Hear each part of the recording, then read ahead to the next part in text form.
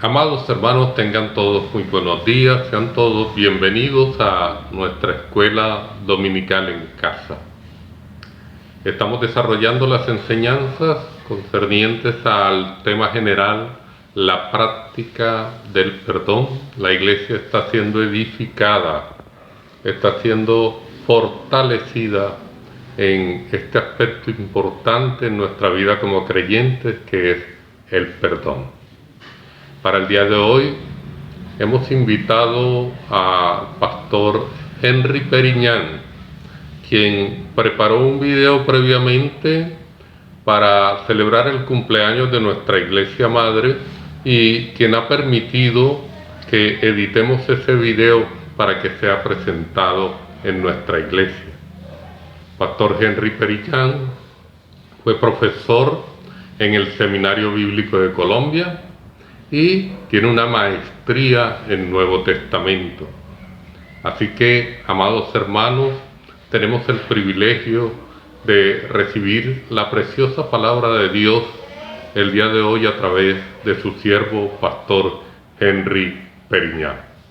Entonces, con un corazón dispuesto, amados hermanos, vamos a recibir la preciosa palabra de Dios. Sean todos bienvenidos. En esta ocasión, el mensaje va a girar en torno al perdón. Ese fue el tema que el pastor me asignó y fue el que Dios me guió a estudiar durante este tiempo. Quiero iniciar diciéndoles que los siervos de Dios vivimos en una tensión real. Nos corresponde lidiar con una doble ciudadanía. La natural, la del nacimiento, y la otra que nos da el nuevo nacimiento en Cristo. La primera nos hace ciudadanos de un país, la otra nos hace ciudadanos del reino de los cielos. El apóstol Pablo, en su defensa ante el tribuno, dijo que él era romano por nacimiento. Y después dice allá en Hechos, en Filipenses, 3:20, que somos ciudadanos del reino de los cielos. Como colombianos, estamos regidos por esta constitución política reformada en 1991. Este libro consta de 94 artículos de derechos y un artículo de deberes. Y de manera muy importante, el deber que enuncia es respetar los derechos ajenos, no abusar de los propios a fin de garantizar el bienestar del ciudadano, la convivencia pacífica y la protección de los menos favorecidos. Pero como siervos de Dios, como cristianos, somos regidos por la Biblia, la cual consta de muchos deberes y un solo derecho, el cual se nos da cuando creemos en Cristo. Nos da el derecho de ser llamados hijos de Dios. Y una vez adquirido ese derecho, este libro se constituye en deber del Hijo de Dios, del ciudadano del reino de los cielos. Esta doble ciudadanía nos sumerge en una tensión.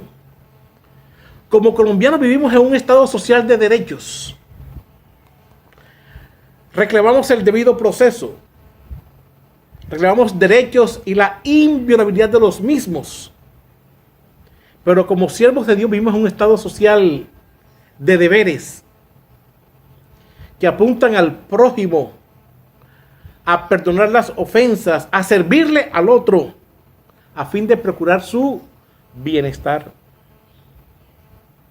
Este libro incentiva y promueve el bienestar propio, y ciertos personajes privilegiados esgrimen sus derechos de poder violar la ley por sus abolengos y cargos, aduciendo: usted no sabe quién soy yo.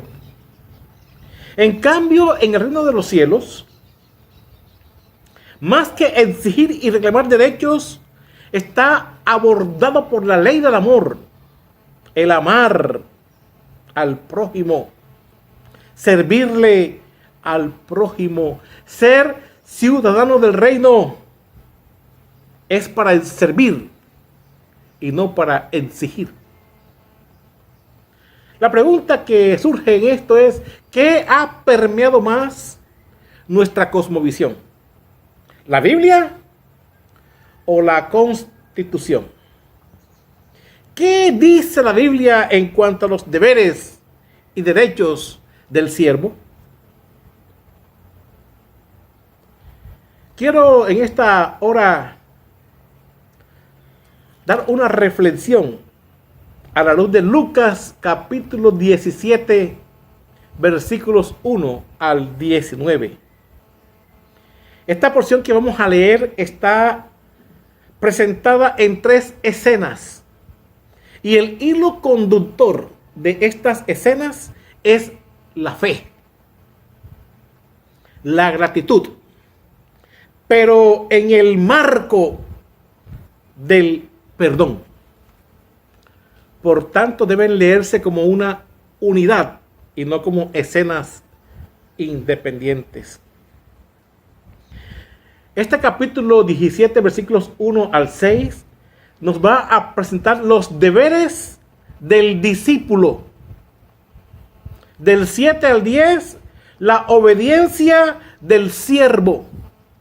Y del 11 al 19, la obediencia del leproso.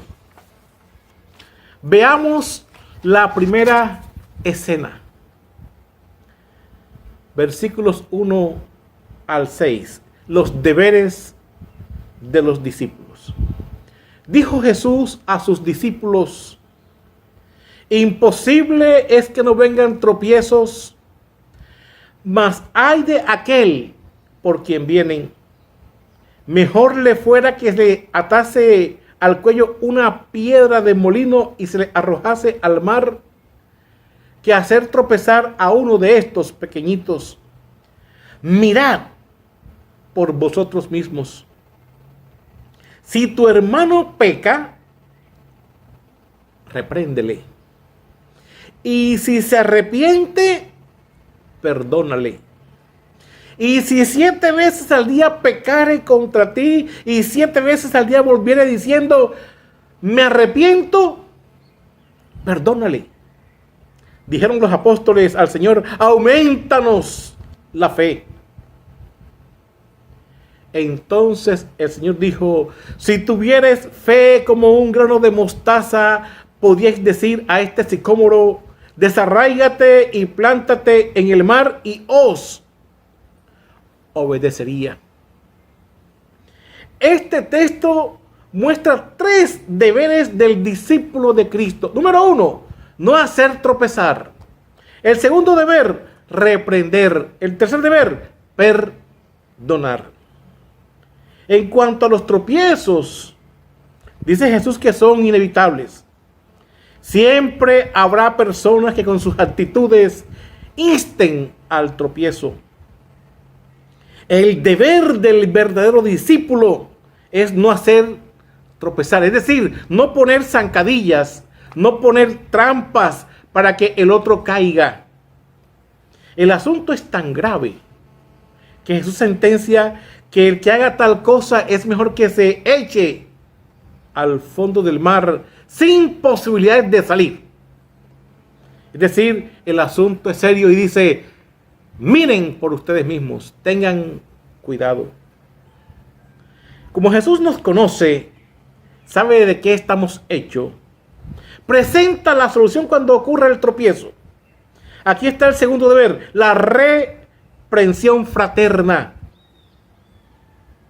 del ofendido, que abre la puerta al arrepentimiento y la deja abierta para que el ofensor reciba el perdón, por supuesto acompañado de su arrepentimiento. Entonces corresponde reprender con amor. Y esto nos lleva al tercer deber, y es: si él se arrepiente, nos corresponde perdonar. Es decir, cada vez que hay arrepentimiento, debe haber perdón.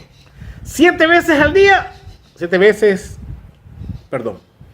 Los discípulos no alcanzan a comprender lo que acaban de escuchar. 7 veces al día.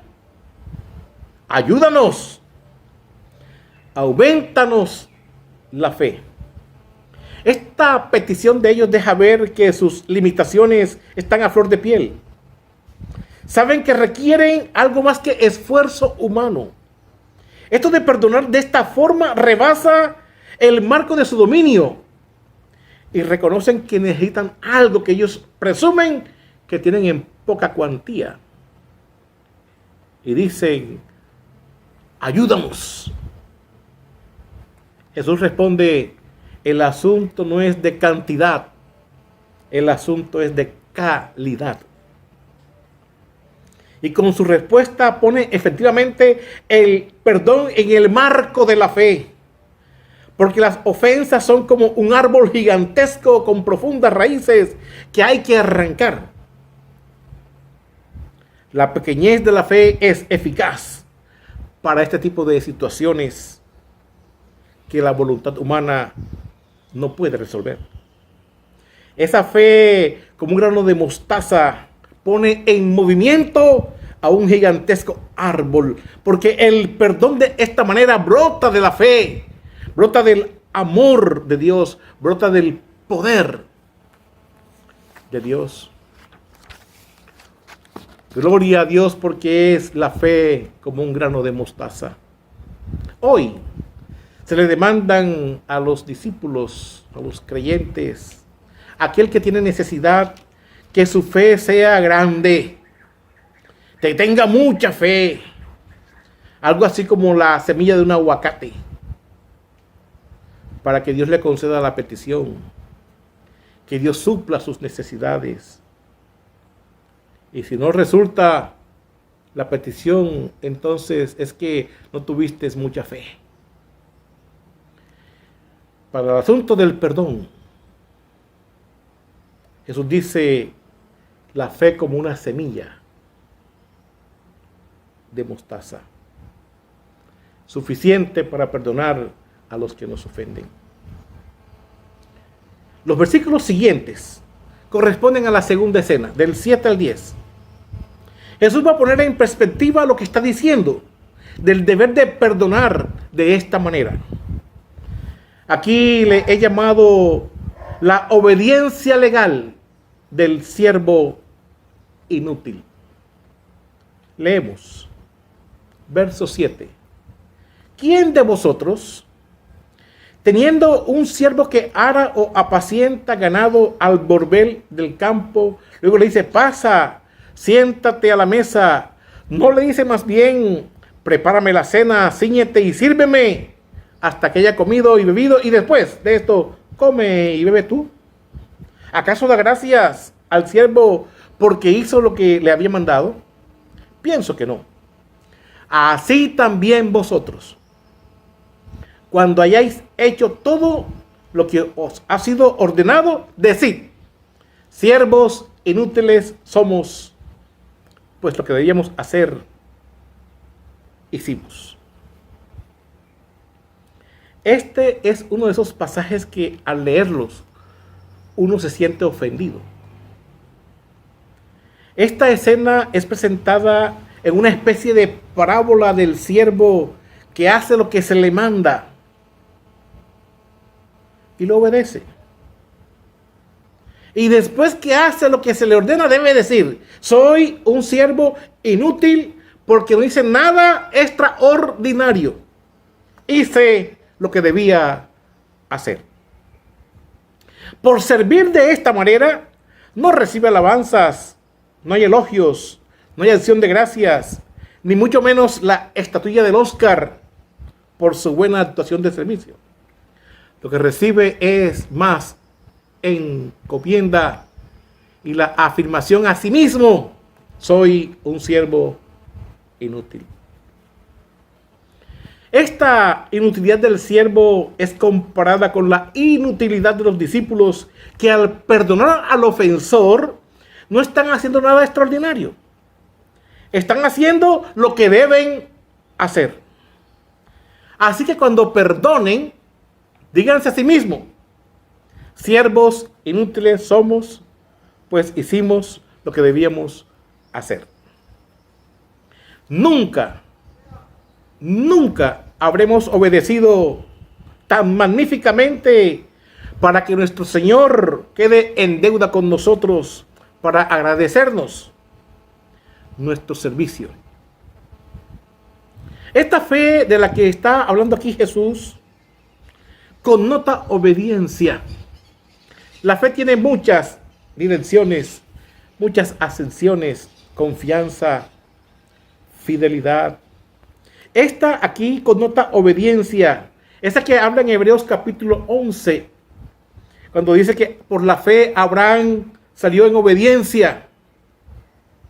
Por la fe Noé construyó el arca en obediencia. Hace lo que se les ordena, lo que les ordena su amo. Luego entonces esta escena del siervo que sirve en forma calculada está esclareciendo en parte la petición de los discípulos de que se les aumente la fe, dado que la fe implica obediencia. Esclarece en parte la petición de los discípulos porque la fe corresponde a una obediencia legal. Y esa obediencia legal que hace lo que le corresponde es la que califica al siervo de inútil.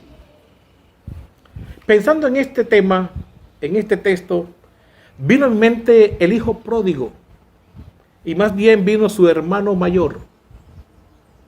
Cuando llega el hijo a casa, le dice al papá: tantos años sirviéndote, nunca te he desobedecido y nunca me has dado ni un cabrito para gozarme con mis amigos. Pero ahora vino tu hijo, y has hecho. Eso es obediencia legal. El siervo inútil es el que obedece legalmente lo que se le ordena. Si la segunda escena resulta ofensiva, la tercera es gloriosa. Porque además de completar la clase de discipulado sobre el deber de los discípulos, va a mostrar cómo salir de la inutilidad, y eso genera una expectativa. ¿Qué sigue? Yo no quiero ser un siervo inútil. ¿Qué debo hacer? Allí están los versículos 11 al 19, la obediencia de fe del leproso sanado, siervo agradecido con Dios. Dice así la palabra, versículo 11. Yendo Jesús a Jerusalén, pasaba entre Samaria y Galilea. Y al entrar en una aldea, le salieron al encuentro 10 hombres leprosos, los cuales se pararon de lejos y alzaron la voz diciendo: Jesús, Maestro, ten misericordia de nosotros. Cuando él los vio, le dijo: id, mostraos a los sacerdotes. Y aconteció que mientras iban, fueron limpiados. Entonces uno de ellos, viendo que había sido sanado, volvió glorificando a Dios a gran voz y se postró rostro en tierra a sus pies, dándole gracias. Y este era samaritano. Respondiendo Jesús le dijo: ¿no son 10 los que fueron limpiados? ¿Y los 9 dónde están? No hubo quien volviese y diese gloria a Dios, sino este extranjero. Y Jesús le dijo: levántate, vete, tu fe te ha salvado. Qué narrativa tan magistral la de Lucas. Magistral. Hay toda una intencionalidad en la secuencia de su relato. Lucas es historiador. Él conoce las barreras nacionales de samaritanos y galileos. Lucas es médico y como tal conoce el aislamiento que debe tener un leproso. Y Lucas es teólogo. Como tal conoce la ley levítica y sus implicaciones. Estos leprosos están en cuarentenas. Están confinados en un aislamiento social. Nos parece conocido, ¿cierto? Piden a gritos que Jesús tenga misericordia de ellos. Jesús los ve y les dice que se presenten a los sacerdotes. Y mientras van, fueron limpiados. Esto es lo que ordena la ley. Esta escena es el clímax de lo que estamos viendo. Lo que el texto deja ver es que Jesús está esperando que todos 10 vuelvan. Pero no todos regresan. Solo uno. Los 10 sanados cumplen con la obediencia legal de ir a los sacerdotes. Así dice Levíticos 14 del 1 al 32. Pero de los 10, uno regresa donde Jesús, glorificando a Dios, adorándole y dándole gracias. La sorpresa en este clímax es que quien va más allá de la ley es el samaritano. Obedece lo que la ley dice, pero regresa para dar gracias a Dios. Esto no lo dice la ley. Esto brota de un corazón agradecido, que no hace lo que hace y no hace lo que se le pide, sino que va más allá, porque sabe que no hay méritos para recibir nada. Y es a este a quien Jesús le dice: tu fe te ha sanado, o tu fe te ha salvado. Esa es la obediencia de fe, la que va más allá de la ley, la que emana no de un mero cumplimiento de legal, no de un corazón agradecido, y conlleva a dimensiones insospechadas en asuntos de la obediencia a nuestro Dios. Cuán contentos somos con cumplir lo que dice exactamente la ley. El Señor espera que vayamos más allá de la ley, y tiene que ver con esa fe que nos devuelve a Él para darle gracias. 2 anotaciones para hilar las 3 escenas. La fe del samaritano. Jesús hace notoria la fe del samaritano sanado.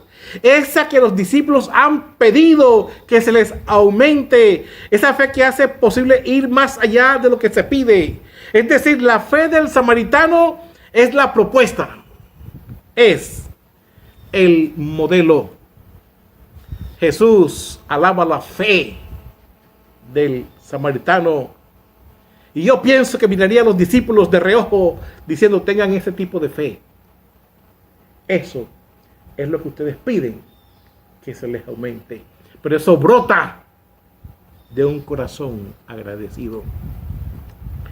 Y la segunda hilación de estas escenas es la gratitud del samaritano. El amo no da gracias al siervo, le da más encomienda. ¿Quién debe dar gracias a quién? Perdonar al ofensor hasta 7 veces al día nos hace gigantes. No, solo confirma nuestra inutilidad. ¿Por qué? Porque es el deber ser. La grandeza está en reconocer que fue posible perdonar por la fe que el Señor nos ha dado. Y esa fe es la que posibilita que vayamos a Él agradecidos a glorificarle, porque eso que para mí era imposible, Dios lo hizo posible. Eso de perdonar hasta 7 veces resulta imposible. Pero ese ejemplo del samaritano dice que es posible cuando hay un corazón agradecido. Dios lo hizo posible. Y este hombre pudo escuchar la voz: vete en paz. Tu fe te ha sanado. La gratitud del samaritano también es el modelo, es la propuesta. Entonces el samaritano sanado es por contraste todo lo opuesto al siervo que hace lo que se le ordena. Esta tercera escena nos muestra cómo salir de la inutilidad. La obediencia de fe que glorifica a Dios, que le da gracias, porque hace posible arrancar árboles gigantescos, ofensas imperdonables, restaurar relaciones, sanar heridas y seguir avanzando dándole la gloria a Dios. Algunas reflexiones finales. A la luz del texto estudiado, ser un siervo inútil o útil está enmarcado en el deber de perdonar a los que nos ofenden en algo. Ya depende si obedecemos legalmente o vamos más allá a una obediencia de fe. El perdón es uno de los grandes desafíos del discípulo de Cristo. El perdón es un regalo que nos iguala a todos, ya que todos llegamos a ser hijos de Dios porque fuimos perdonados. Y una vez perdonados, el llamado es a imitar a Dios, perdonando las ofensas de los otros, tal como reza en Efesios capítulo 4, 32 al 5:1. Efesios 4, 32 al 5:1. Perdonaos unos a otros y sed imitadores de Dios. Hermanos, consiervos, las realidades de este tiempo de pandemia, si bien es cierto que la letalidad del virus nos ha puesto en cuarentena, en confinamiento y aislamiento social, también es campo fértil para revisar la vida, fortalecer relaciones, sanar relaciones quebrantadas. Sirva este texto de Lucas para que mostremos una fe que no solamente obedece porque toca, una fe que va más allá, una fe que nos vuelva a Dios agradecidos para exaltar su nombre. Este tiempo de aislamiento, de confinamiento, de pandemia, se convierta en una gran oportunidad para salir de la inutilidad. Y si esto sirve para esto, entonces no fue en vano. Volviendo a nuestra introducción. Derechos del ciudadano colombiano. Los deberes enmarcados en uno solo. La premisa del Estado colombiano es: usted es inocente hasta que no se le demuestre lo contrario. Pero la afirmación de la Biblia es: usted es inútil hasta que no demuestre lo contrario. El Señor está esperando que vayas en obediencia, pero también está esperando que regreses con gratitud. La decisión de salir de la inutilidad está en nuestras propias manos. El perdón es un asunto de fe. Perdonar a otro como Dios quiere es un asunto de fe. Tal como dijo Jesús al final de sus sermones: el que tenga oídos para oír, que oiga. Iglesia, que Dios te bendiga y te ponga en marcha. De ida, pero también te ponga en marcha de regreso. Bendiciones.